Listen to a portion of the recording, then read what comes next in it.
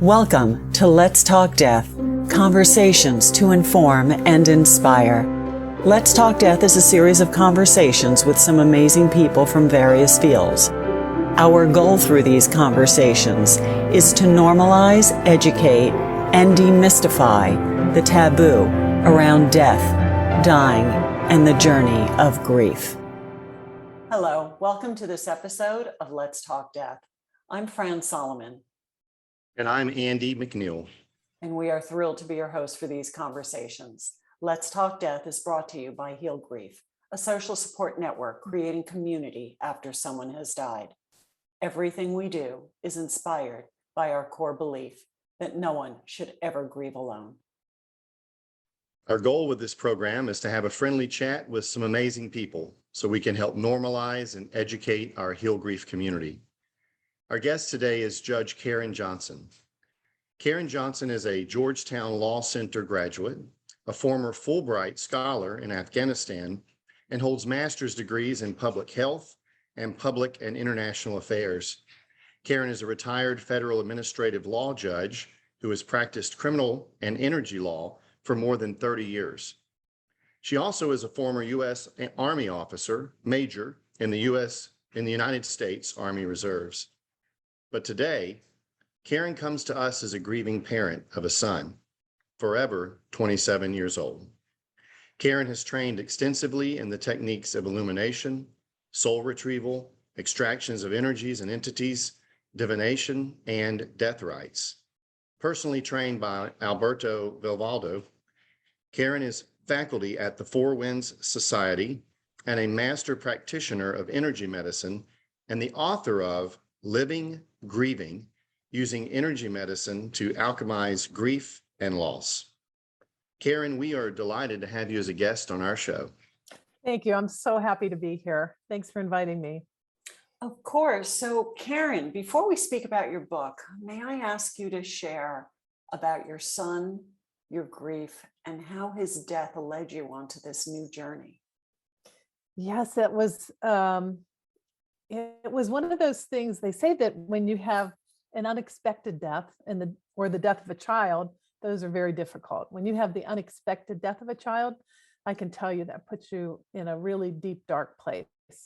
My son was 27 years old, and he, like many young men in our cultures, was struggling with finding his way, struggling with what's he going to do with his life, started a business, didn't quite work out, trying to decide whether he's going to go back to college, what he's going to do. And I knew that he was struggling, but I didn't know anything about drugs.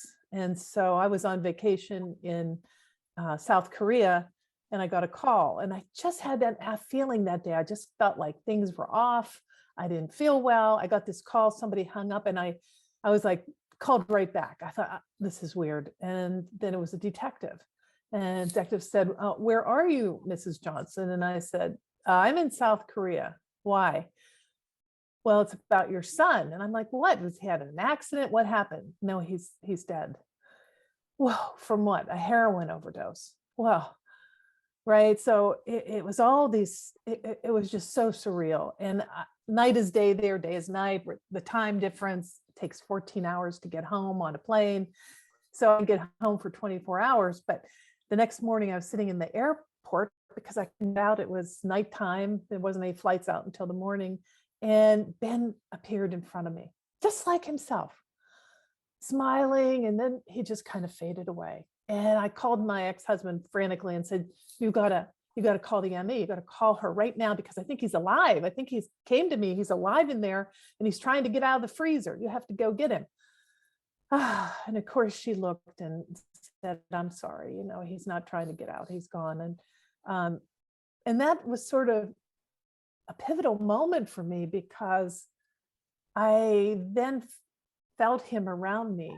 Not only did I see him in the airport, but I felt him around me. And it was my first sort of belief, or that intro into life after death, that there really is something more than just here. If I wasn't particularly spiritual religious before this happened, and I would have said, alive is alive, dead is dead. That's it. And so for me, this is a big entryway into oh, there's so much more than that. And there is life after death. And they are around us and they are watching out for us. And so it was that journey of discovery for me, finding a spiritual practice, finding a medium. So here I am as a very left brain judge in Washington, D.C., all of a sudden looking up mediums on Google, right? And so a page popped up and I had no idea that there were all these spiritual people around me. And a page of mediums, and I picked one. One's picture appeared slightly larger than the other. And I chose that one. And I went in and I said, he's right here. He's right behind me. He's standing right there. He's making that candle flicker so you can see him, but I can't hear what he's saying. Can you tell me what he's saying? And she was wonderful. We had this wonderful conversation. It was about 3 weeks after he passed, and she didn't even like to do it that soon, but I persuaded her because I said, well, he's right here. He's right here. I just need help telling me what he's saying. I think she was kind of curious. And so that started my journey into all things spiritual, mediumship, the Kabbalah, crystals, everything that I could find. Really, my goal at that point was just to be able to talk more to Ben, to be able to hear him and not just sense him. Mm. And yeah, it soon morphed into a lot more. Well, thank you for sharing some of the backstory. And one of the things that Fran and I hear often talking with our guests is just how a loss opens you to a whole new world that you never were not only aware of, but just not it wasn't part of your daily life. How loss actually opens doors, changes us in a lot of ways. Yeah. And maybe even not just changing us, but changing our focus and the direction that we find ourselves taking. I know a term we use a lot is post-traumatic growth, but Yes, I think it's that's a right. good I one. mean, it's that idea that I'm still the person I was, but I'm different now in a lot of ways, and my priorities are different, and what I am seeking is different in a lot of ways. Yeah. Yeah, absolutely. Sometimes death is the doorway. Yeah. Death or great loss can be the doorway into big changes. And that's sort of the focus of my book, is to help people to see that death, that's why I called it Living Grieving, because I don't think we get over grief. We live our grief and we become wiser because of it. And if we can tap into that. So we know that other states of being, like marriage and parenthood, are transformational. They have transformational energy we can tap into. It's life-changing. Our culture kind of shies away from grief. But it too has transformational energy that we can tap into. We often see grief as focused on sadness and despair and hopelessness. So we want to avoid it. We want people to get over it, move on. It's time to, all those things that we tell people. But I like people to know that they're on a journey. They're on the journey of the bereaved. It's their own journey, and it takes place in their own space and time. But if you also see it as a journey, journeys have beginnings and they have endings and new endings from terrible beginnings. And so I like to have people go on this journey so that they can create a new life out of the ashes of the old one. Not to leave their loved one behind, not to get over it or anything like that, but really to honor them. Yeah, it's interesting you say that. We often talk a lot about how grief is this thing we never asked for. We never wanted this to happen, but it was thrust upon us. Now the question is, how do we actively move forward with it? It becomes our lifelong companion. Yes. It's gonna like tap us on the shoulder during different moments. In the beginning, a lot more than maybe later on in life. But the question is, how do we take this companion that we now have sitting on our shoulder and take it with us in a very healthy way? And just because our person has died doesn't mean our relationship with them stopped. Right. Exactly. That's the beautiful part of it. And I think that was such an eye-opening and awakening experience for me, that he is right there. he's there when I call, he's there, I can feel him, I can sense him. I know that he had his hand in all my spiritual development. And I ended up leaving my judge job, my left brain job. Yeah, that was that a tough decision? Wow. You know, a lifetime appointed judge and now on this spiritual path. Was that how difficult was that? That was tough. It was really tough, but it became a rub because I became so fascinated by shamanic studies and helping people through death and dying. And it's the kind of thing it's the kind of thing if the Washington Post got a hold of, oh, judges shaking her rattle or deciding cases, it would have been really terrible. So it was one of those things that I knew that the two could not survive together. Right. You're laughing, but can you imagine the headlines? Oh, so, and then I just decided one day that I was going to look into retirement. I found out I could retire. And it was like, as soon as I said, okay, I'm gonna ask, because everybody in the building, once somebody asks about their retirement numbers, they're supposed to be secret. Everybody knows, right? It's like, yeah, everybody, there's no secret, right? And so it's like, once I asked, it was like the universe had gale force winds at my back. I put my house on the market in a down market. It sold in 3 days, full price. Just everything lined up. Alberto Villoldo had said, I'd like to work with you. I'd like to train you. And I said, great. And so I had told him, well, I have to sell my house and I'm doing a few things and leaving my job and all that sort of thing. Everything happened so quickly. So I emailed him about 3 weeks before the closing, but I hadn't heard back from him. So I had a little mandala sand painting on the earth about me and my little dog and where am I going to go? I really had nowhere to go. I wasn't sure what it was going next. And so the day of the closing, I closed out my sand painting. 15 minutes later, Alberto calls and says, can you come to Chile for a month and train? Oh gosh. So that was the beginning. It was the beginning of a journey of 2.5 years all over the world. And I was talking with all sorts of spiritual people, shamans and Sufi masters and all sorts of clergy types, and asking about death and grieving, like, what's the point of this? What's the point? And how are we supposed to do this? And how do I go on? And I think a lot of people ask, like, how do I go on? Yeah. And do I go on? And I think sometimes people get very stuck and say, well, I'm just not going to go on. I'm just going to sit right here. I'm going to make my home into a shrine and I'm going to self-isolate because people make us feel very uncomfortable. So there's no win in grieving, as you know. If you grieve too long, they'll say, oh, she's having trouble, she needs medication. And if you don't grieve long enough, well, she certainly didn't seem to care much, right?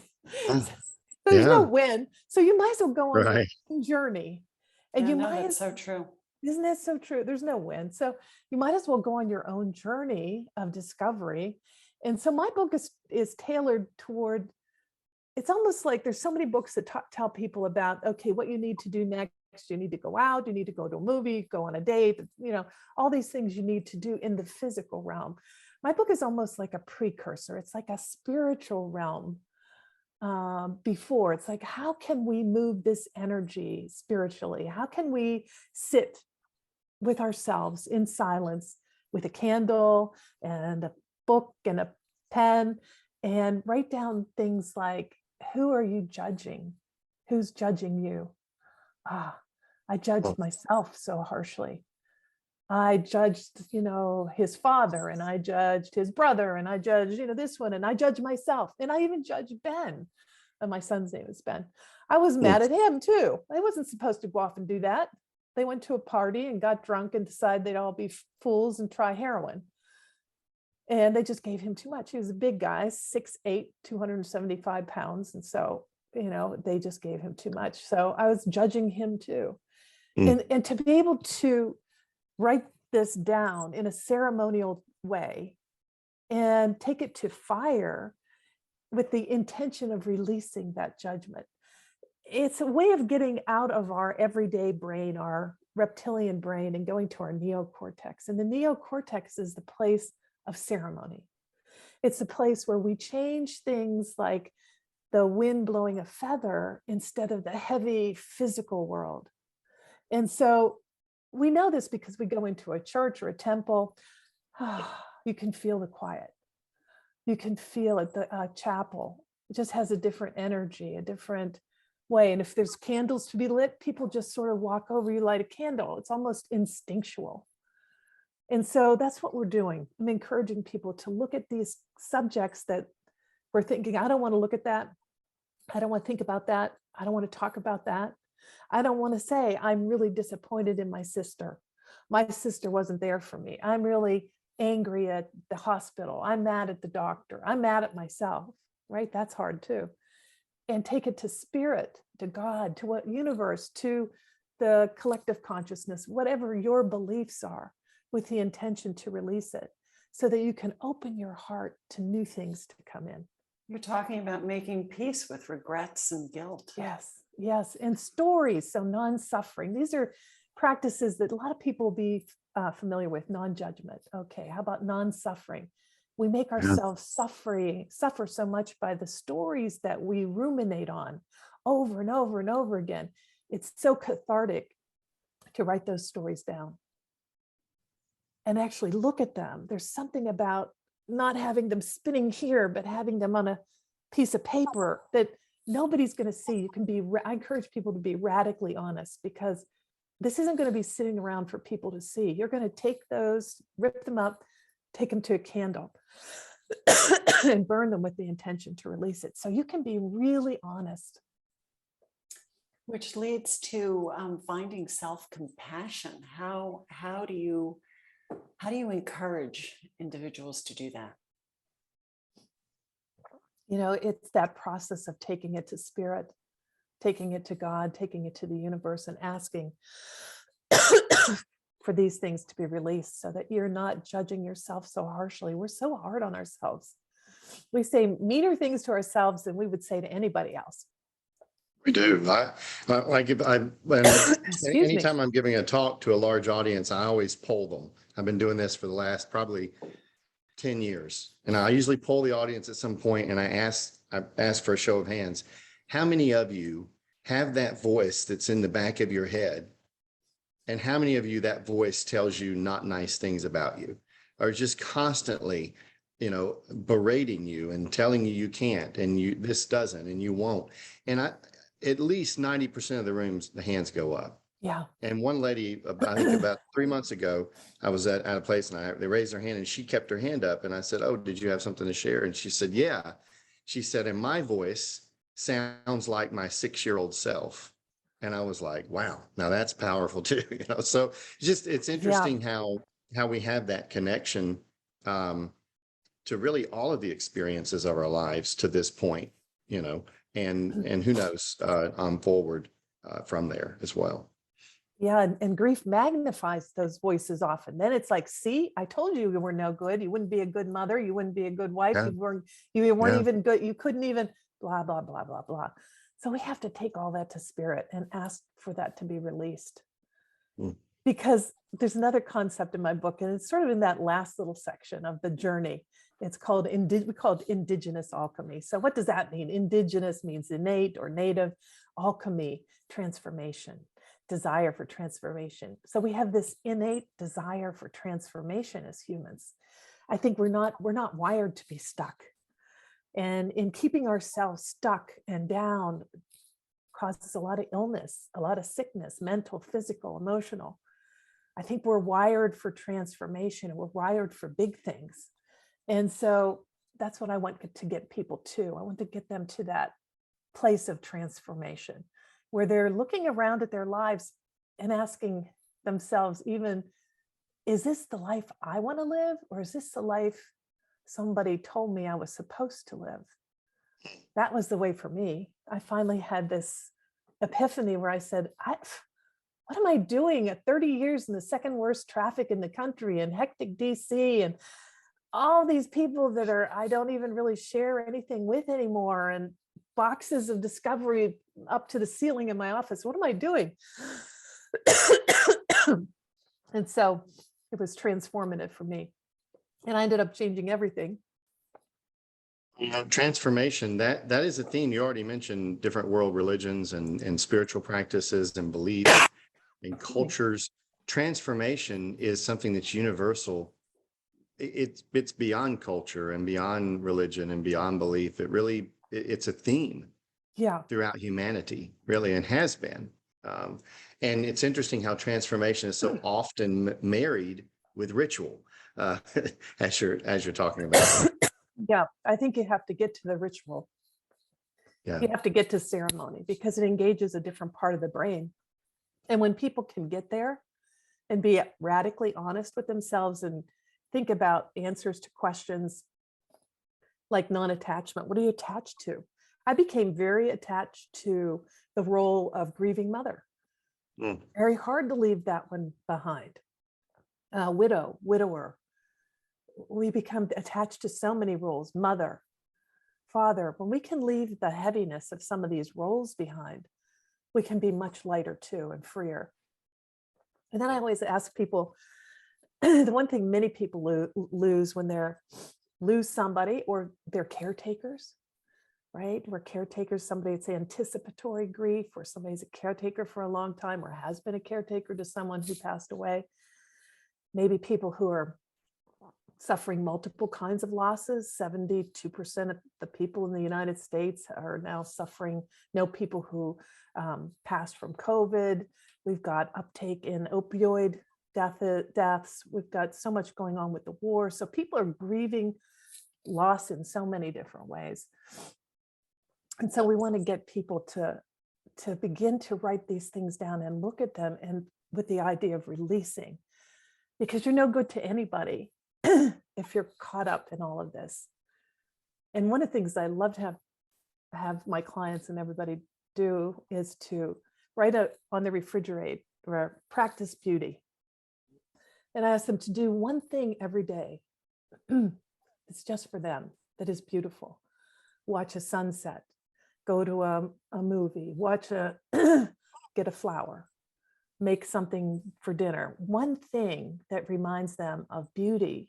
And some people have to really think, they can't even remember what were those things that brought beauty to me or joy to me long ago, and get back in touch with that and practice beauty, bring beauty back into their lives, because we lose it or we think we don't deserve it. A lot of times when we lose somebody, we believe, okay, it's my fault, so I don't deserve to live, I don't deserve to be happy. And that's so much further from the truth, because our loved ones on the other side want us to be happy. We think that, or we've been told, or somebody has told us, or I certainly had the idea, the more I suffered, the more I cried, the more that Ben would know how much I loved him. Nothing's further from the truth. They already know. So all this that we've been enculturated and society has placed on us is really a fallacy. Those on the other side want us to transform. They want us to grow. They don't want us to be stuck. They want us to live. They want us to live. And as we live, they begin to be freer on the other side to live their lives. So as we stay stuck in our grief, we're actually keeping them from fully participating on the other side. And this concept of eternal slumber, that's not it, at least not for Ben. He's busy on the other side, right? And so the more I was free, the more I was able to release my grief, he was able to more fully participate on the other side. And so one time he finally said, it was his birthday or something. And I'm like, oh, Ben, I'm so sad. Come see me. He's kind of flew in. He's like, Mom, quit dinging my doorbell. You're good. You're good. I'm busy on the other side here. I'm in the Jesus pod right now. Jesus is really cool. And, he's not like the Bible, but he's very cool. And please don't bother me. You're fine. You're fine. And I thought, okay, that's pretty cool. I want him to be happy. What mother wouldn't? And whether he's happy here or he's happy there, I'm still happy about that. And I think if we can touch into that they're happy on the other side and there's happiness to be had on the other side, what happens to our own fear of death? I think we kind of lose it. Yeah. Right? Yeah. I'm sort of excited to see what's there, what's waiting for me. Karen, we're almost out of time. But if we have someone who's listening to this episode and they want to know how to connect with you and your work, how might they do that? My website is karenjohnson.net, JOHNSON. And then Karen with a K, because there's so many different spellings for Karen too, Karen, karenjohnson.net. And also Amazon, if you click on either my name or Living Grieving, it'll pop up. So, yeah. And Facebook, Karen Johnson Healing on Facebook. And I have a class coming up. It'll be the end of April. Be a 5-week class. We're going to go through the book. We're going to go through all the practices and work together in community, which is so beautiful to have beautiful community of grieving people. So lots of things on my website, and you get also for free 8 things spirits on the other side wish you knew. That's great. Yeah. I love that. Karen, we want to thank you so much for being a guest here at Let's Talk Death and for sharing the inspiration behind your new path and your work and your book, Living Grieving, using energy medicine to alchemize grief and loss. Thank you so much. Thank you for having me. And thank you to those who are joining us for this episode of Let's Talk Death. If you would like to learn more about Heal Grief, please visit us at healgrief.org.